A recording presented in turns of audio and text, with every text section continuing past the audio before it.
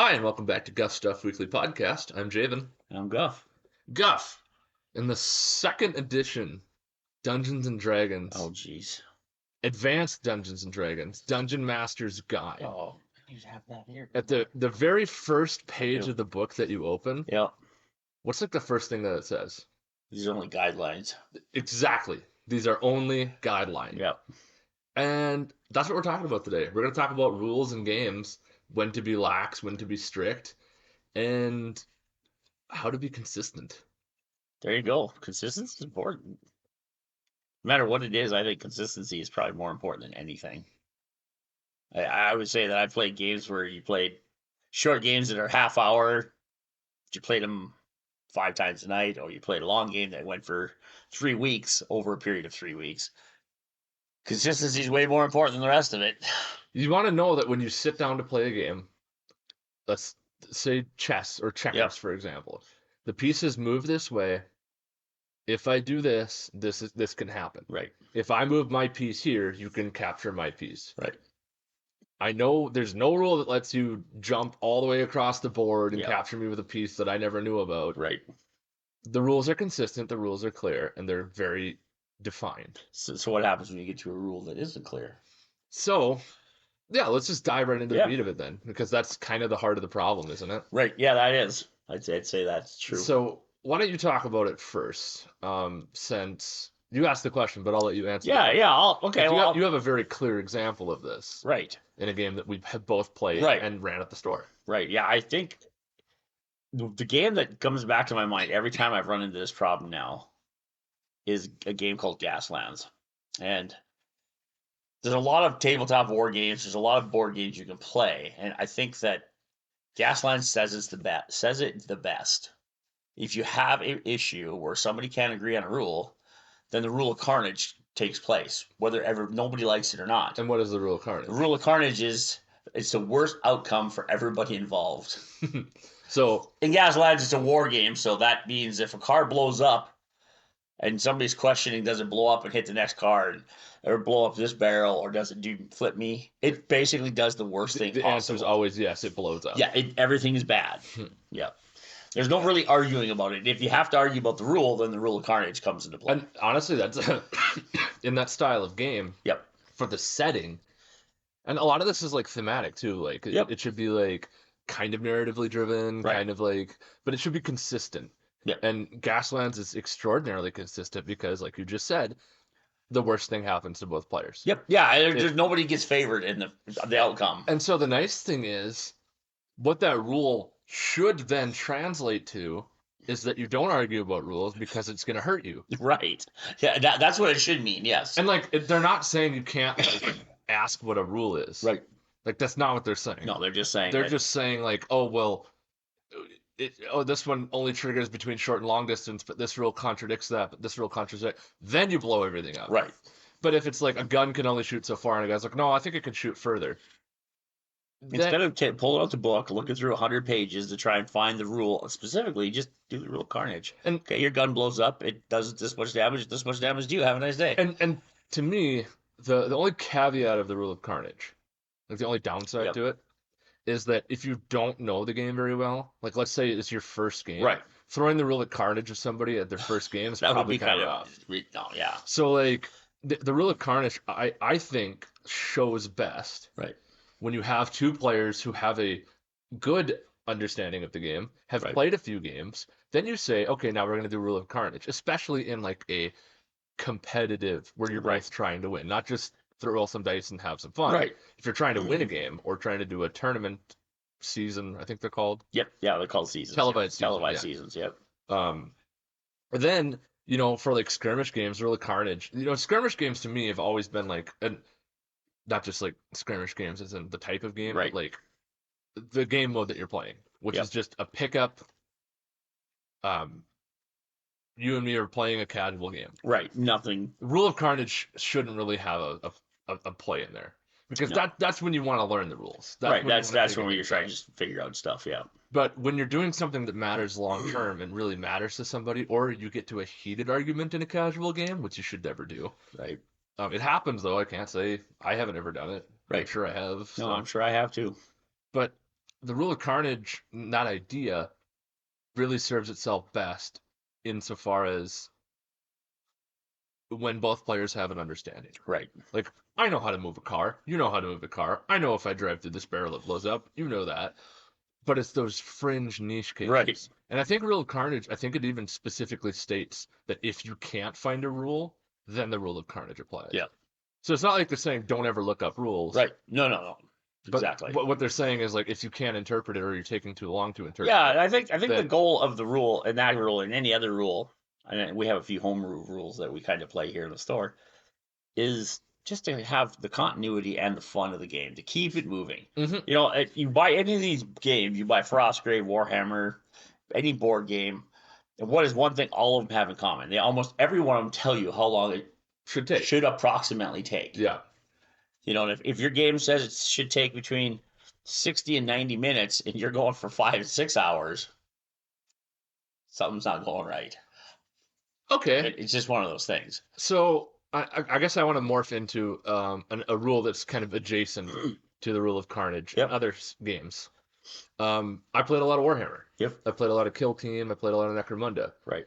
In almost every game store I've ever been in, if there's a discrepancy of like someone has to pull out a laser pointer to see the vision on a guy, Right. we've always basically said like if it's questionable and both players are like maybe, you just roll a die 6, and on a 4 up, 4 or 5 or 6, it goes in the favor of the guy who wants it. It goes in your favor. On a 1 to 3, it goes in your opponent's favor. Right. And that's always been a solid like not so feels bad sort of deal. Right. Well, it's pretty fair that way. And it keeps the game moving because the game of Warhammer takes a long time. Yeah, if you could don't play a know what you're doing. 3-4 hour game. Absolutely. But you don't want to play a 6 to 8 hour game for something that should take 3 hours. Exactly. Like, you want to play 2 games in that time. Mm-hmm. And so I guess moving forward a little bit then from like how to solve issues with rules discrepancies is kind of make like in your play group, in your store, in your group of friends, this kind of thing occurs naturally, but sometimes it isn't so clear. Right. The advice I would give would be have an established meta rule or overarching rule, Right. like the Rule of Carnage or the hey on a 4+, it goes in your favor kind of deal. Make it as even as possible. Make sure both parties either suffer for it or both parties get an equal chance at it. Right. And try to develop your own systems. Maybe you have like a deck of cards. Right. Like, and you designate, and you're going to play a bunch of games with somebody, and there's a rules discrepancy. Well, you draw a card out of the deck of cards. If it's a red card, it goes to one player. And then the next time you draw a card, if it's a red card, it goes to him again. But eventually he's going to run out of red cards, and then the opponent's going to start getting, there's a million different ways to do it. Go on forums, check out online. I'm sure you could find resources for what people do. Yeah, there are. The reason why we're even talking about this is, one, Jave and I both have played games that have not been fun because of things like that. And I know from my experience, this all started years ago when Magic and this other game called Spellfire first came out. Both of them came out right around the same time. Mm-hmm. And you can buy them in the local bookstores, and because there was no game stores really back then. They had hobby stores. They had hobby stores, which were basically train stores and plastic models. And so we bought both of those, and Magic was just too much for the group of people I was playing with. And it wasn't like hard, but it was just a lot more rules than Spellfire was. So Spellfire on the thing says it should take 30 to 45 minutes max for 6 players to play a game. Wow. That's quick for 6 players. Quick. We would get into these matches that would last 4 to 6 hours because we weren't following the rules. Instead of you're only building 55 card decks, they were building 300 card decks. And when you do that, so back then I decided I was tired of not playing by the rules. And I don't mind having house rules. That's fine. As long as everybody at the table agrees on the house rule, I'm okay with that. But once you get to that thing, like I'd rather play 6 games in that period of time than 1. Here's something that I think kind of is like adjacent to what we're talking about. And this is something I've always kind of had a problem with.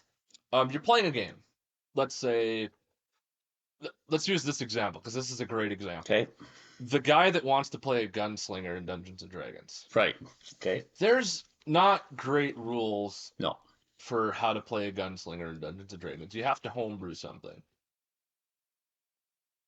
Maybe, and this might not be the best example because D&D you can homebrew and hack pretty well. Right. But the example of the guy wanted to play a 300 card deck and Spellfire. Right. It was 55. Do you ever think maybe the idea that you're trying to do for you to have fun, other people aren't going to have fun? Right. Try to be selfless about it. Yeah. Because if you want to show up and you want to have a crazy backstory where you have god powers in a D&D campaign, or where you have a lore-based army for your Warhammer narrative campaign, and you have all these super powerful guys, and you just kill everything that you touch. Right. Like, my question is like, what's the point? Why are you trying to play outside of the framework that is in place? Right. And like, I've also had issues with players of being like, well, I want to harvest the dragon's organs and boil them down and eat them and turn its skin into armor. And it's like, dude, I don't have any charts or tables for that. That's not in the idea of the scope of the game. At least what we're playing at this point. For what we were playing. Yep. Had we agreed on that beforehand and I had stuff prepared, sure. But like, the idea of like, oh, well, this is theoretically possible in real life. Right. You know, I could do this. Well, that doesn't mean... Right, but I don't have mechanics for that. And like, if you want to do that, go play a game that has that. Right. Yeah. Like, I'm sorry, but we agreed to D&D. I didn't agree to play Crafting Guild 101. Like, right, exactly. And it's like, this is on players as much as it is on DMs. And that is like, have an understanding of the rules of the game and what the system is capable of, and kind of head your expectations based on that. Because if you're I don't know, it's well, I think for me, back in the time when I would come to this realization with card games anyway, or board games, that's when I come to the realization with that, was that Spellfire. But I also hit that same threshold with tabletop RPGs. Because I used to play a lot of high fantasy, make your own rules up, play as you go. Because that's, I mean, with kids, we didn't have money. And there's nothing wrong with that. We had basic red box, and that's what we played out of. So we made up most of the other rules. Yep. And that was fine. It was fun. We had a lot of fun. But it wasn't until I met up with one of my best friends. I didn't know at the time, but she invited us over to play with her and her husband, and me and my buddy. Mm-hmm. And it was a high fantasy but low magic setting. Oh, cool. Yep. And so I think we were level 4 or 5 before we even seen our first magic item. I mean, including healing potions and that. You know how hard that is in first and second ed mix? Like, that's hard. That's a whole lot of grind. And I hated it so bad. I was so upset initially. But I tell you what, it makes me appreciate. It was all role playing because you had to role play your way through everything. Yeah. You couldn't just hack your way through and brute your way through everything because there was no magic just to magically heal you. I mean, you had a cleric, but in those editions, clerics had like one heal spell. That was it, and then you just had to sit there and the thing is crazy. Did your DM explain that to you? Oh yeah. And so, but that's an example. Yeah, no, like we're going outside of the rules or having a clear framework of rules. Yeah. It sucks to like be shoehorned into something, but if that's the systems that are in place, no, and that, well, it was literally you play. We were, and I didn't learn until probably, gosh, we played that campaign probably for almost 10 years. Yeah, and I didn't even realize until after the 10 years because I only played that campaign for about 10 years. I didn't play in anybody else's groups because I didn't need to. Right. I had my fix. I had my weekly injection of let's go get them. I didn't realize we were basically playing by the actual rules. Well, there was tons of extra rules. Yeah, like we were playing by, and some of the extra combat stuff we had was all from the extra books. The combat and tactics guide, probably. And it just broke my head a little bit. I'm like, so this is how D&D was supposed to be played? Like, what? It's crazy how much fun you can have. And it's like the 4th edition thing. Yeah. Like people hated fourth edition. Right. But there was a lot of nice stuff about Right. fourth edition, and if you played within the confines of the rules and played the game as intended. Yeah, instead of as you want to play in a second or third. Yeah, like, I want to do all my prestige classes. How come I can't do that? Oh, Right. this game sucks. Right. That's not what the edition was designed for. Right. No, yeah, and once you learn that, I think it makes you appreciate everything else just a little bit better. And so I guess that's like the underlying probably issue with a lot of these games is like the guy that gets angry when he plays Skyrim because he can't ride a dragon. That's okay, because I'm gonna tell you a story about Skyrim because it's relevant, but it's not really relevant. Okay. It's just the funniest story I've ever We'll heard. find a way to make it relevant. Right. So I know the story. This is the conception of when you're playing a video game or any game and you're not really reading the rules or following the rules and you just kind of wing it. Yeah. So we have a friend of the family and she'd been playing Skyrim for 200 hours. 200 hours. And one day she's I'm talking to my daughter and my daughter basically falls out of her chair laughing. I'm like, "Are you okay? Is everything? What's going on?" Because I wasn't sure she was laughing or crying. It was so hard. She's like, "Well, my friend just realized after 200 hours of Skyrim that you can actually run. There's a run button. You can actually hold a button down to run." To sprint. Yeah. And she was having fun for 200 hours. Yeah, that's walking her horse across the map. I'm just like, that's hilarious. But the game improved for her after that once she followed the rules. The game, she was like, it was the best game she'd ever played at that point. Yeah. But I guess I don't know. It's not really relevant, but it was just one of those things. I've had stuff like that kind of come up too. With like I've taught probably four people now. Yep. How to play Warhammer 40,000 in like recent memory, like in the past month. And that's a tough game to learn. Yeah, it is. There's a lot of stuff to it. But a lot of times when I'm teaching people games, and I guess I'll morph this into like how to teach people rules a little bit. Right. Because I've been fairly successful at teaching people. Well, I think this all goes together. This is all about the rule of fun, rules, Yeah, and learning is important. Yeah, and in teaching people games, having the right person teach people games is important. Right, and it's a mentality that you have to have when you're teaching someone a game too, of like understanding their strengths and weaknesses, and letting them, like in 40K, I don't build lists to just counter my opponents that I'm playing for the first time. I'm not bringing tournament lists. Right.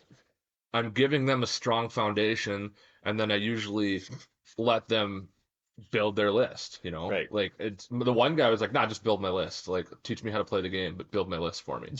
No. And I'm like, "Okay, yeah, that's fine." Right. So I built most of his list, and then I said, "No, I want you to pick 2 or 3, things that you want to play with. Right. I'll explain kind of what your army does and what these things do, and you can kind of fill in the gaps." So we did it, and I guess the point I'm driving at is when you're teaching someone a game, give them agency while they're learning. Right. Give them the ability to make meaningful decisions. Give them options, but don't play the game for them. Right. It's a big tip. Yeah. No. You don't want to just be like, "Oh, you should do this because it's better." Right. Tell them, you can keep doing what you're doing. It will work. It's a solid strategy. Right. There is also the option of doing this thing, and here's the consequences of that. Right. When you're teaching someone how to play something, a lot of rules can be very overwhelming for a lot of people, and they don't come naturally to a lot of people in certain cases. And so don't bear down and try to like beat a rule into someone's head. Right. Go forward, move it forward, kind of explain to them consequences, and then subtly remind them as they're playing, right? Hey, this is what happens if you go into this. Oh, you're gonna charge this unit of knights in armor with your elf archers. Right. You can do it. I'm not saying you can't. But my guys are very good at melee combat, and your guys are not. Yeah, it's not going to probably end well for you, and you're not going to have that. Oh, okay. I'll do a different strategy. I'm like, what you could do is you can spend this point and have a stratagem and kill half my guys and then charge them. Right. That would be a solid, because then you're probably going to have a better chance. Right. That's one of the important things when teaching people these rule sets that are extremely complicated, is also to gloss over some things. When I tell someone, "Oh, this gun has 0 AP, or your guy has a 5-up armor save, or I give them some sort of thing. I try to tell people everything has a truism to start with, and then I teach them how to break the rules later on. When you explain the rules, somebody say, okay, you can't walk through a building. Right. Like, you just can't do it. And then when we sit down to play the game, I'll say, okay, these are ruins. These are different types of buildings. These guys can walk through it. Right. Well, why can't they just walk through the wall?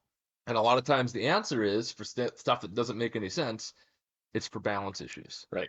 And that's another thing is newer players have a hard time grasping the concept. Like, if you've never rolled 40 die 6 and been on the receiving end of that in Warhammer, of how many shots are coming out, you're going to be like, oh my God, my guys are all dead. Right. Well, when you roll all the dice and then you factor in to wound rolls and save rolls and feel no pains and all that other stuff, three or four of your guys are dead. And you're like, oh, okay, it wasn't that bad. Right. And you say, well, that's why we have these things in place. Right. Is for balance issues. How about you? Do you have any tips for like teaching people games? That was kind of a weird, convoluted rant I went on, but No, right. No, it's all. This is pretty much what we're talking about anyway. Is I don't know. I as a player, as a DM, I always like to have I always like to set the expectation forward before we start playing yeah, of what they should expect. Like we talked about, don't throw mechanics in the game we have to make up rules for, right? I also want my players, like when I set up a game, I also want my players to feel free to test my rules. That's fine. I don't mind that, because if I'm making a creative world, and I want you to try things, and I want new players to try things too. There's nothing wrong with trying things, and the worst thing that you hear is, no, you can't do that. Okay, then we'll move on to something else. And there's nothing wrong with that. I encourage people to be creative, as long as it's not disruptive. yeah. Does that make sense? Yeah. Like, be creative to a point, but I don't want to spend 3 hours with one player while the other 5 players at the table or 4 players sit there and have to surf on their phone and talk to each other. A great example of this I've had come up was when we were playing Stars Without Number, and a guy wanted to hack into an AI core. And I'm like, I literally told him, I said, I'm not telling you no. I'm telling you let's come back to it later, because I don't actually know right now. It's not super relevant at this moment. Is that me? No, it was one of our other players. Oh, I tried that too, I think. Yeah, it was something like that. But it was one of those things, and I did it with you too, where you're like, oh, Yep. You were trying to message the AI or save the Yep. AI, and I'm like, I literally said, I don't know what to do with this right now. Right, yeah. I'll have to come back to Yep. it. And you, perfectly fine, you were like, okay, that's fine. You Yep. didn't push the subject. Right. I wasn't prepared for it, but I didn't tell you no. Right. I went and found the rules for it and had to make some stuff up for it. Right. Well, But we didn't sit there arguing of like, No. oh no, you didn't grab the rule book and be like, well, it says right here I can do this to do this, and because that's just, I have found one of my favorite things now to do, and I used to read all the rule books, and I own 100 of them. Mm-hmm. I used to read them all. I found now my favorite way to play is just to start playing. yeah, just jump right in. Like I know you mentioned this a little bit earlier. It's the same thing we were talking about before the podcast about just playing Frostgrave. If you want to play a wizard, pick the wizard, grab 3 spells out of there, just pick 3. Don't think about it. Just grab 3 spells that look fun. Look at the names of the spells. And then go. Yeah.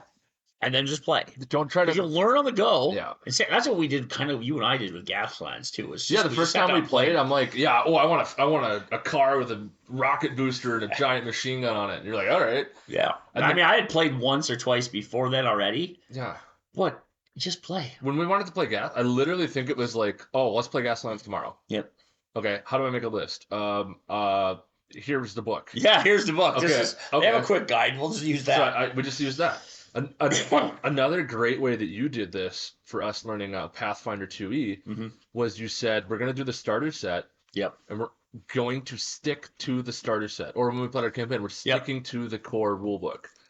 I don't care if you want to play a mega demon gunslinger. Right. That's not in this book. Yeah. Please pick something that's in this book. If that's not okay with you and you're not going to have fun, don't bother playing. Yeah, no, exactly. Because setting out those expectations of what rules are allowed and what it's a clear defining rule situation. Yeah, in that The situation, rules are clearly defined. Yeah. What we can play. yeah, and even like I know you played in the starter, didn't you? I replaced the player. That's in the right, yeah, starter set. because but I mean, in that one, when you're playing the starter set, there's more rules. There are because we played many games in the past. But the starter set, I think, for me, was the absolute thing that I loved about Pathfinder. Yeah. Is it basically baby steps? At this point, now you add this to the Yep. rules. Then at this point, you add this to the rules. Yeah. And everybody enjoyed it so much. You teach everybody the Yeah, rules, it was and really then you good. teach them the exceptions to the rules later. Yeah. And you don't teach it to them as a, and this is something I want to do a whole segment on Right. in this thing, is you don't teach them as a gotcha. Right. And we'll talk about gotchas in a second. Yep. But one more on this, like Mhm. teaching people games. I think my shining moment of it, to brag a little bit, Yep. is in one shots. I'm pretty dang good Yeah. at running one shots. And we had a couple players who had never played 5th edition Dungeons and Dragons, friends of yours, Right.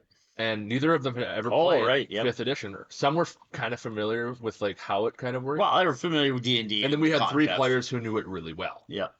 And so what I did to the 3 players who knew it really well, I passed them sheets face down, and I said, "You don't get to pick your class. You're not making characters. This is a one shot. Right. This is my chance to get you out of your comfort zone." Right. And so I gave everybody a character, and I gave the 2 newer players still good characters, just simpler, not as complex mechanics. Right. So that way they could have fun in the game without having to worry about, oh, when can I cast this, or oh, when can I, how does this ability work? Didn't have to worry about any of that. And that was, I still hear people talk about that session yeah. all the time. Yeah, my buddy still talks about it all the time. Because they were like, that was great. When can I come back and play again? Anytime you want, buddy. Because we didn't have, there was no arguing, there was No. no nothing, because the people that played a bunch of D&D, I gave them classes they had never played before, Yeah, and so you're just playing these all guys of play their them. brain power was spent, especially the veteran players of that Right. edition. Yep. All their brain power was spent on, okay, how can I make the things that I have in my toolbox work Right. together? And so their mode of like wanting to power build or whatever, however they wanted to play, Right. was contained to this box of set rules that were clearly defined. Right. That they had to operate with it. Yeah, no, that's And that made it really fun to make experienced players and newer players have a very similar Yep. Contained experience. Yeah, exactly. You just this is such a simple way to do things, and I appreciated Pathfinder for that. I appreciated that too when you did that. It just makes sense. You get people that don't know how to play, and you just say, "Okay, we're gonna play, but we're gonna play with a dumbed down set of rules. We're gonna play with this And set of rules. It's gonna be about the rule of fun and not the rule of Absolutely. So the last thing I want to talk about Oh, is gotchas in games. And this is kind of like, this is the thing that basically sparked our conversation and decided to make us pick this topic more or less, or Right. at least for me. Yep. Was the idea of gotchas in games. A gotcha is Scott's driving in Gaslands, and his car is coming near my car, and I say, well, actually, I have this ability Well, that you actually. didn't know about that blows up your car if you get too close. Right. And you go, what the hell? Like, Why would do I get anything? Nope, it just does it. And then I show you the rule in the rule book, and you're like, well, I mean, yeah, it's a rule in the rule book, but like we're playing casually. Why? Like, Yeah. what's the point of doing Right. this? Right, exactly. And that's why I've been teaching people war games a lot lately. And one of the core fundamental principles of war games is you come with a list of things that are in your army and what it can do. Right. Abilities. You give that to your opponent. They know everything that you have. Right. They do the same for you. They give you everything that they have, and they'll like, we have a really good way of going through it with me and the guy that I play Warhammer with mostly right now, where we line up all our dudes. We say, this is my command guys. This is what they can do. Right. We have like trigger abilities of like fights first is a really big one right now. It's kind of tough to deal with, and we're like, oh, this guy has fights first. We clearly state that before the game even starts. Right. Or I'll ask, do you have any way to give your guys fights first? Oh yeah, I have a stratagem to do that. We tell them all of the traps and options that we have, All the gotchas. all the gotchas beforehand. The reason being is when you're playing a game and someone does that to you, and there's 21 some factions with tons of freaking rules Right. and tons of You detachments. can't know. You can't know every rule. No. And so like banking on that to just mess with your opponent is honestly just bad sportsmanship. Right. Well, I mean, there's something to be said about gotchas and how even the whole gaming community in general just don't like it. Now, there's a lot of players that love it, but for me, most of those guys are just toxic. Yep. But if you look at Magic the Gathering, for instance, and arguably the biggest hobby card game in the world. I mean, I don't even know if it's arguably, it's pretty huge. Yep.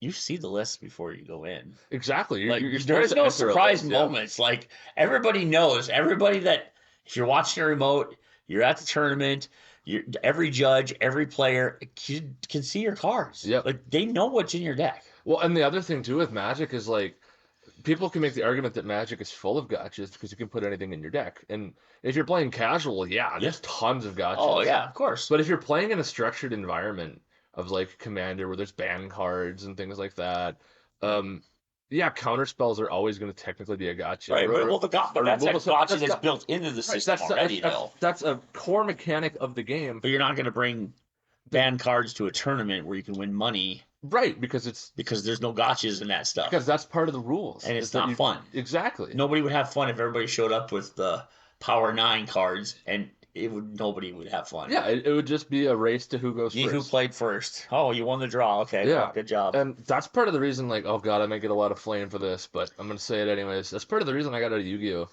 Yeah. It's because Yu-Gi-Oh! Had so many what they call OTKs, one-turn kills. Yeah.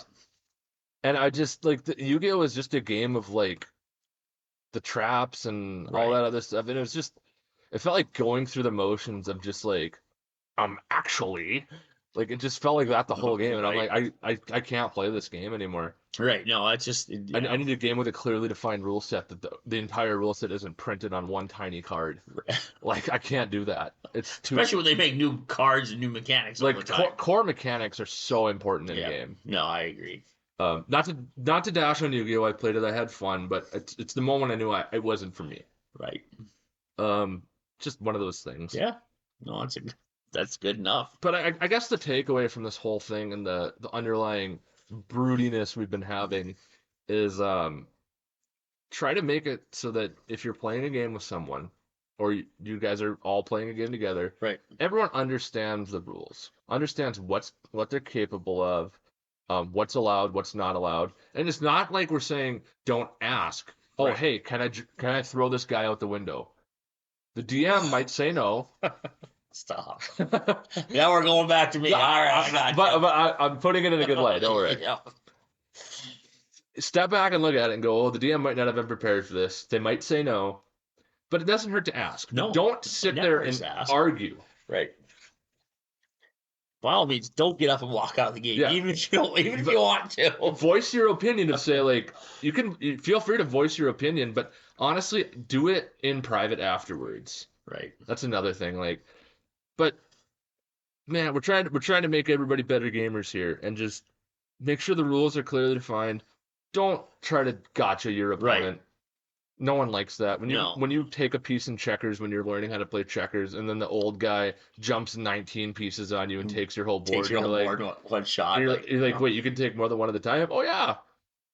Like, gotcha. Don't if you're teaching someone a game, don't take for granted that a rule that you know, they also know. Right. That's an important one. Fair enough. If I only had one more thing to add is also